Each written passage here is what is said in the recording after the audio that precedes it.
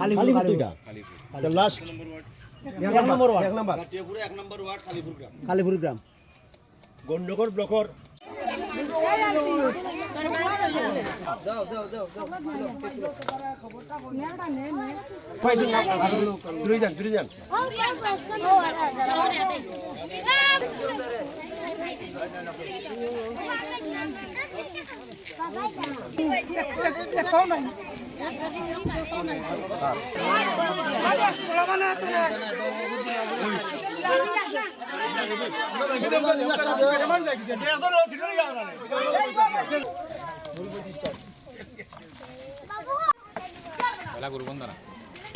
গত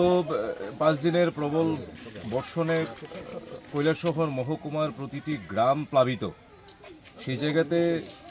আমরা Kailashahar press club আজকে থেকে আমরা শুরু করেছি যে যারা